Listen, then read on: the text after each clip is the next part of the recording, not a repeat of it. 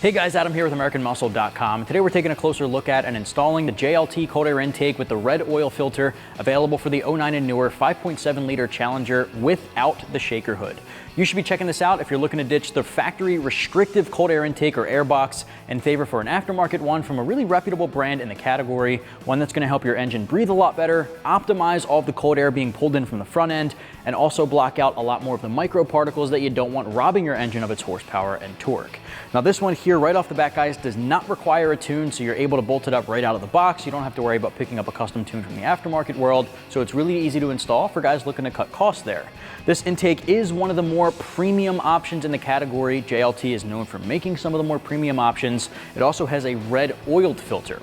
Now JLT offers a red and a blue oiled filter, which of course add totally different aesthetics under the hood depending on your color preference, but just know that the oiled filter there is washable and reusable, so when it comes time for routine maintenance, you don't have to pick up a new one. Just pop it off, wash it, re-oil it, and throw it right back on. It's going to be one of the best of both worlds type of situations when it comes to an aftermarket filter that uses a proprietary cotton gauze element to help bring in a lot more of that volume and cold air and also block out a lot more of the particles that can otherwise damage the internals.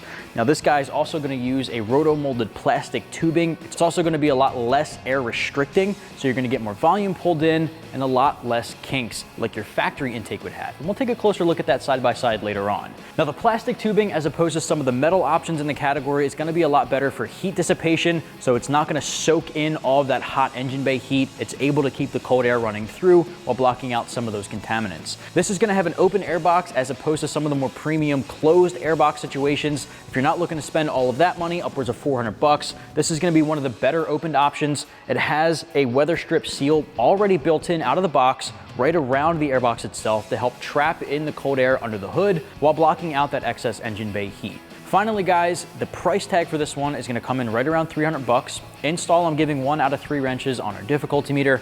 Anybody can tackle this with about an hour's worth of time from start to finish with very simple hand tools. Cold air intakes are known to be some of the easiest mods you can do to a vehicle, especially the Challenger here under the hood, so anybody can tackle it. With that said, I'll walk you through every step of the process. Let's get started.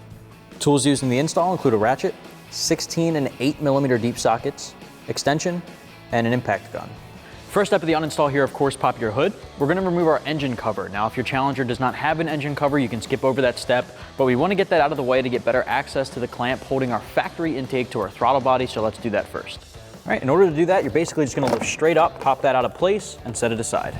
Next step here, we're just going to unplug our temperature sensor. Right here, we're just going to pinch and disconnect. Next up, you want to grab an 8mm socket or a flathead screwdriver and loosen up the clamp holding your tubing to your throttle body. Next, we're going to use the same 8mm to head over to our air box. There's one 10mm bolt holding that guy in place, so let's get that off. We have one breather line at the back end of our air box that we're just going to pull straight back, just like that.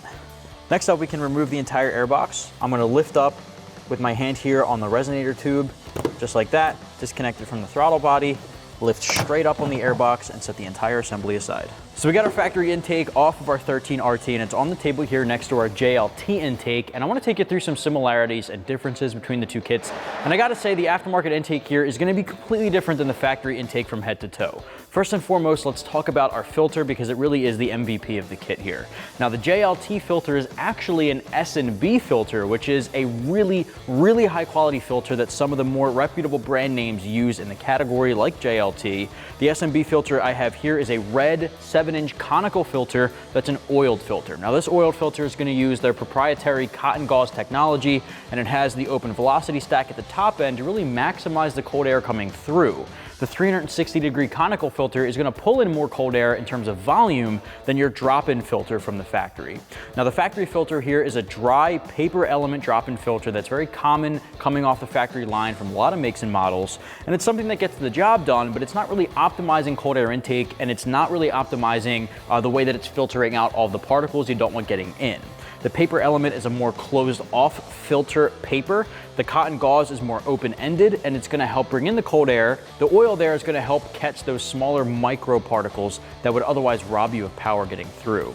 Now, oiled filters there do require a little bit more maintenance than the dry filter counterparts. Oiled filters, however, are more of the best of both worlds situation. They're great for pulling in the cold air, and they're great for all weather climates. However, they do require you to pop it off clean it, re-oil it, and pop it back on. It is washable and reusable, just a little bit more involved.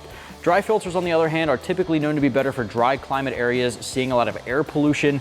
Oil filters would typically get clogged up a little bit more often in those type of dry climate areas, in which case dry filters are more the way to go in that situation. But either way, personal preference, there are pros and cons to both sides. Now, when it comes to the rest of the kit here, you're getting a roto-molded plastic tubing, kink-free, which means it's not gonna have any of the air restrictions in the tubing like your factory one. And because it's a plastic, it's better with heat dissipation than a metal option, which would typically heat up with the engine bay heat under the hood.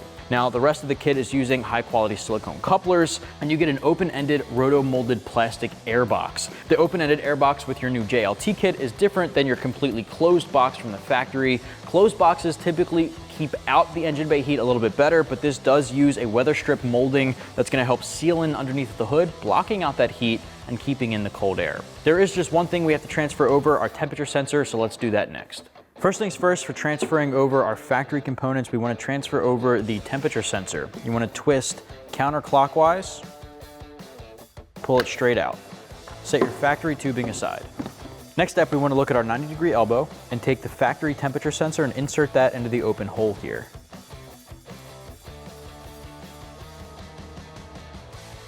All right, this may require some trial and error. It might require a little bit of twisting to get it to sit in there properly. You want to make sure it's inserted all the way so that it gets a leak-free seal and it's flush up against it, just like that.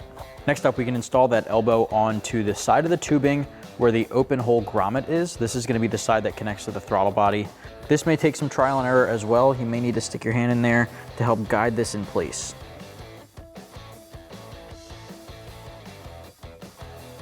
There we go. Make sure it seats all the way on. Put your clamp on the edge there so that it's in place properly. Grab an 8mm socket or a flathead and tighten that down. Next, you want to take the new breather hose included in the kit. It already has a fitting installed on one side. This is going to go into the grommet pre-installed onto your tubing. Just going to shuffle this guy down and connect it. Next up, take the heat shield included in the kit and drop it in place. Now you'll notice there's a little tab coming off of the bottom. That's gonna seat into this grommet in what's called the apron. Now if your grommet is missing, check the bottom of your factory intake. If it's not there, you may need to replace it. There's one included in the kit that you can just pop in there, but obviously our factory one's intact.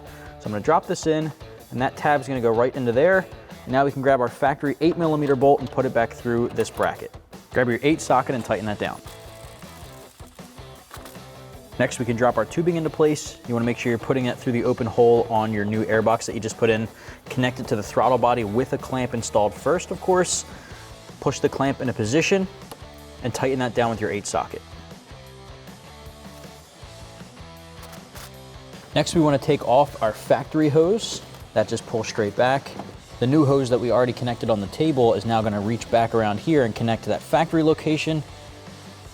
This, of course, may need a little bit of extra pressure applied to get that to snap on.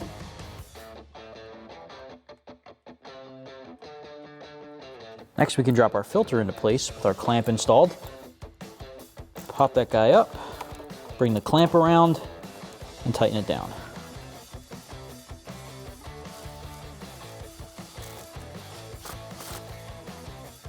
Next, we can connect our temperature sensor. Now this next step is optional, but your factory air box is being held on by this bracket on the passenger side. Now, we no longer need this, it's no longer having a use, so I'm gonna pop it off. I think it gives it a cleaner look under the hood, but of course you can leave it on if you'd like. You're gonna grab a 16 socket if you are gonna remove it and pop that guy off.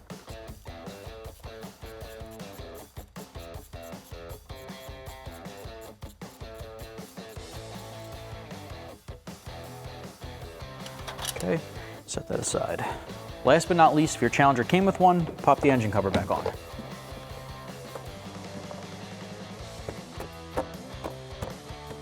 All right, and you're good to go. That's gonna wrap up my review and install for the JLT cold air intake with the red oil filter, available for the 09 and newer 5.7 Challenger without the shaker hood. Get yours right here at AmericanMuscle.com.